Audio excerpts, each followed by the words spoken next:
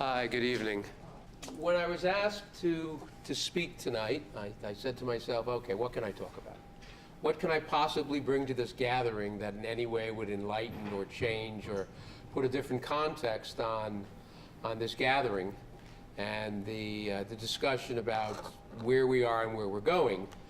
And what I'd like to do is basically revisit a rather long interview I did last night with an anonymous group called Anonymous, that's anonymous in the UK, that opened a new television and live stream and radio network last night, and we talked by Skype, and it's already out all over cyberspace today, and we talked about a variety of issues. And I think what's important, especially when we start dealing with the future, is to have a clear understanding of the past. When you talk about criminalizing dissent, there's nothing new about it. The nature of the dissent, the nature of the threat, the nature of government response, the ability of the government to try to insinuate itself into dissent, to divide, to conquer, to penalize, to criminalize, to attack, may be evolving as well. But it certainly has roots going back to the very beginning of the Republic. And rather than deal with the first 200 years or whatever the hell it was, we'll just start out with, the McCarthy era very clearly was probably the most readily obvious example of the criminalization of dissent, where the government felt threatened by a growing collective of political activists, by people who were involved in communications and productions, who had a message, had an ability to spread the message. And so then, Joe McCarthy made a career out of it. Short-lived career, thank God. But people paid the price. People went to prison. In those days, they were very public. Cyberspace was there, but unused. So it was about movies, it was about speeches, it was about collective activities, it was about collective efforts. And while we like to think that the McCarthy era was aberrant, that it's gone, it's done, it's over, it just moved its way along. When we next turn a decade later or so into the explosion in the United States and in the world community around Vietnam and around the civil rights movement and around challenges, traditional notions of sexuality and about gender and about roles, the country was ablaze, the world was ablaze with lots of people that were threatening lots of powers in lots of different ways. And next we have COINTELPRO pops up. And it took a number of years for the nature and extent of the depravity to come home with COINTELPRO, but there came a time where we learned that the government not just infiltrated, not just tried to control through harassment and through disruption and through informants, but assassinated people. Developed targets of individuals who were selected, who were murdered, whose homes were raided with the understanding that people would die, and they did. COINTELPRO did not target a particular group. It did not target particular persons. It targeted an entire movement. It took many years for us to understand the nature and extent of COINTELPRO. And there are those of us, including myself, who believe that, COINTELPRO continues today right through into New York City. It's got a different name, it's got a different acronym, but the systematic and systemic attack upon Occupy Wall Street. What is the acronym? What is the acronym? Well, there was the Handshoe Accord, which was the settlement with the city over, who knows. Some people call it the Joint Terrorist Task Force. Some people call it the Domestic Security Review Committee. We have a deputy police commissioner who at one time was still on the payroll of the CIA. When that was exposed, he was forced to now take a leave of absence. You've now got the intelligence network of the New York City Police Department going to Israel and exchanging information, monitoring people, and sharing information. So there are those of us, including me, who believe that COINTELPRO never changed. It never ended. Well, it changed. It got more sophisticated. It learned the technology. And whether it's Cebu, who is, and the whole interesting thing about, and we'll talk about, PayPal, because that really sort of is the break into the next generation of criminalizing dissent. last night we were talking about DDoS and the response of the government to DOS, so-called attacks, and the response has been the government has said, this is good shit. And so what do we learn recently is that through informants such as Cebu and through other people working for the NSA and the CIA and the FBI, they've been DDoSing countries and groups and movements all over the world as we speak.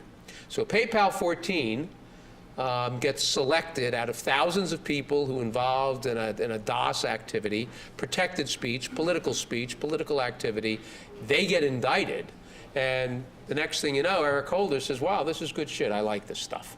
So we now begin to see, through a series of leaks and whistleblowers and other programs and examinations, that the government has been involved in the very sorts of activity. But of course, when the government engages in COINTELPRO, when the government engages in the activity which was exposed by the church committee meetings in the 1970s, when the government engages in mass surveillance, when the government engages in lying to the Supreme Court, which is blazing new land on expectations of privacy and on standing, it's okay for them to lie.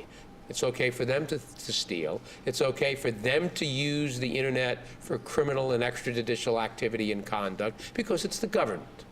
And that's ultimately what we're talking about here, is the criminalization of dissent. Now, when you take a look, and I'm going to focus, and I'm not going to spend a lot of time tonight. I know there are a bunch of folks to come after me that have much more relevant things to talk about.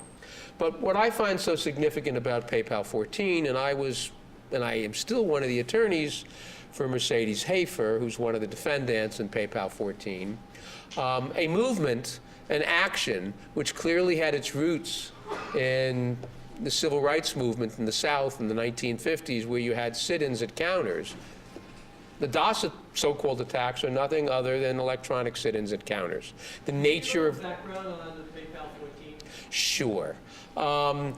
After eBay, owned by that great enlightened titan who's now set up the new hip media outlet that's Glenn Greenwald is overseeing, when WikiLeaks released all the information that it did, including the assassinations and the murders in Iraq and in the Middle East, PayPal decided they were going to shut down fundraising for WikiLeaks. They were going to stop the ability of WikiLeaks and other whistleblowing groups from soliciting input, from soliciting feedback, from soliciting donations, fundraising through PayPal. So PayPal shut them down, closed them down. And thousands of folks throughout the world decided,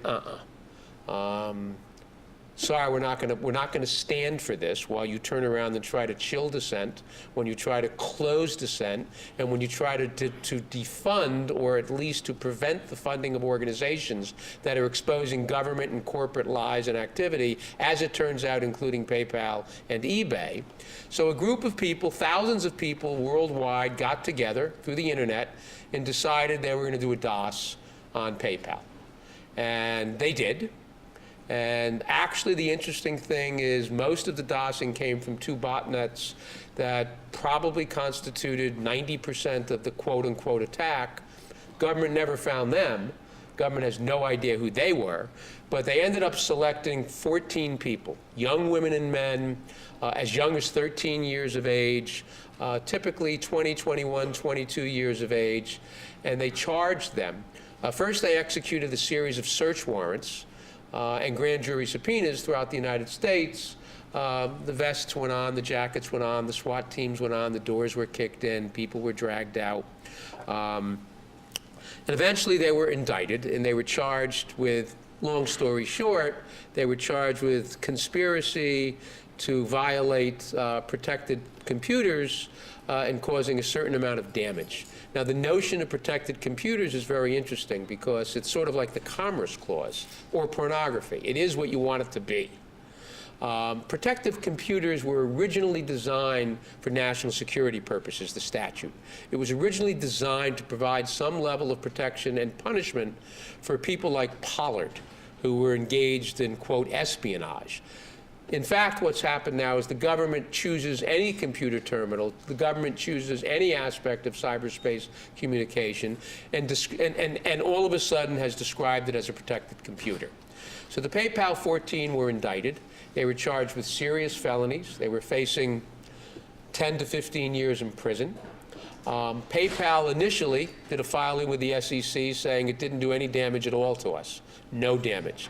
The spokesperson for PayPal held a press conference and said, did no damage to us. The next thing you know, the indictment alleges $5.5 million of damage. Well, where does the $5.5 million of damage come from? PayPal turned around, and as a result of the DOS attack, they went over the system, they embraced new systems, they put new security in, they brought experts in, and then they charged PayPal, the 14, for $5.5 million. It's like throwing a rock through the window, getting arrested for criminal mischief. And then the landlord, when you settle the case, decides to build a 15-story building in front of the window and then sends you a bill for $700,000. Now, we fought the case for 3 years. Interestingly enough, we had our greatest victories with PayPal when subpoenas were granted by the court going after PayPal's financial records, going after PayPal's business records, going after PayPal's associational records, and all of a sudden PayPal lost a lot of interest in pursuing this. Eventually, after extensive negotiations and discussions, we reached a resolution in which one person was dropped out of the case because it was moved to the Eastern District of Virginia for political reasons, because the Department of Justice was not happy with what was going on in the Northern District of California. So they moved the case to Virginia, which traditionally has been used by the Department of Justice as the political enforcement mechanism for the administration.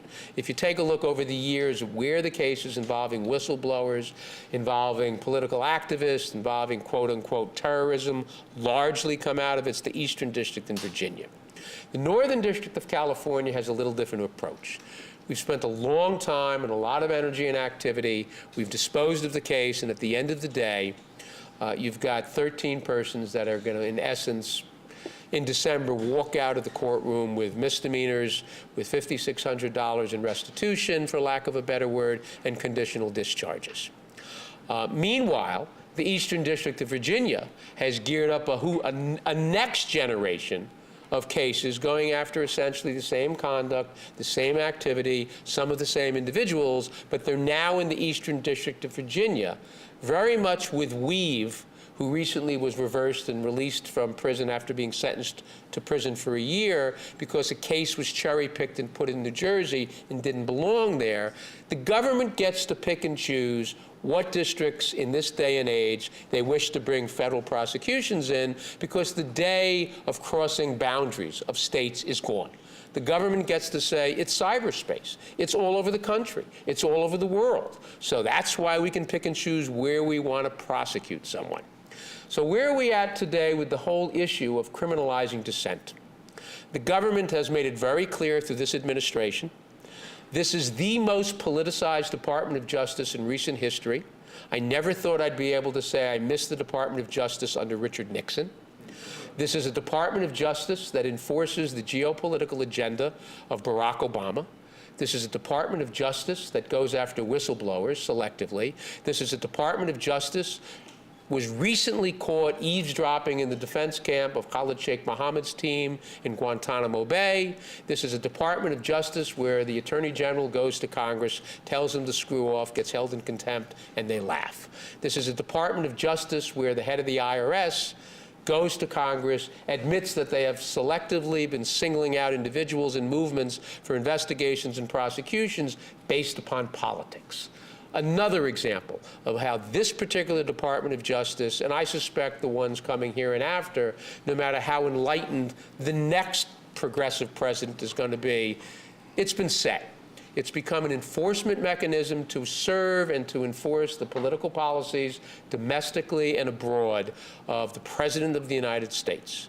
Now, if you talk about criminalizing dissent, there's nothing more fundamentally dangerous than the Department of Justice, which historically has the prime responsibility, among others, of protecting dissent, of ensuring civil rights enforcement, of protecting First Amendment and Fourth Amendment and 14th Amendment activities get the full faith that they're entitled to, has now put itself in the business with going after people who pose political opposition to this administration, whether it is quote-unquote hackers, whether it is whistleblowers, whether it is journalists, whether it is lawyers, whether it is movements, whether it is activists. This Department of Justice and this administration sees them all as enemies and will do whatever it can to infiltrate, to disrupt, to prosecute, and to convict. And that's where we are at today with the whole school of discussion of the criminalization of dissent. Thank you very much.